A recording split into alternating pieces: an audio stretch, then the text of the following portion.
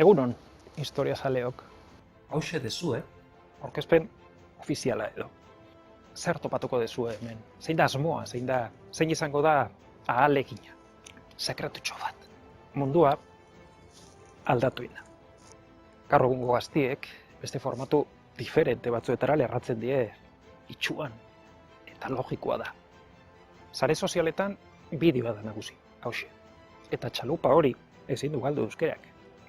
Bideo gehiago behar ditugu euskeraz, anitzak, desberdinak, baina batez ere hurbilak.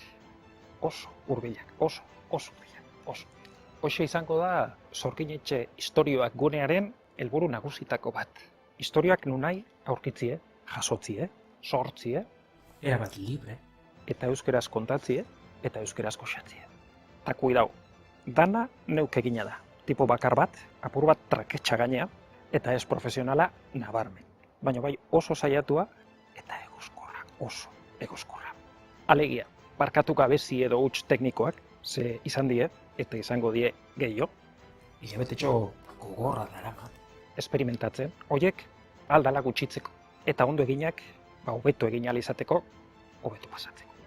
Txokoaren historiak izan daitezke entzunak, xurgatuak, kondairak, liburuak noski, bideak, edonolako bideak, edonongo bideak, eta bertan, txokoan bertan ere sortu nahi nuke formatu hau dominatua la zuzenian. Ikusi, ze sorben aukera ematen dituen. Askotariko informazioa ere izango da, elkarrizketak, sormena, irakurketa erraza, audioliburuak, auskalo, muga imaginazioa da, eta imaginazioak muga gutxi. Lan itzela da, baino sormen goxamena beste hainbestekoa, gutxienez.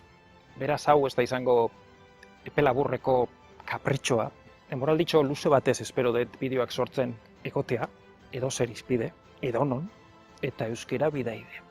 Aste batzu da namatza ja honekin jata soro moduan buru belarri, eta ja plazaratzeko ordua iritsi zaio. Ongi etorri beraz, berriro ere, Sorginetxera, eta oso laster.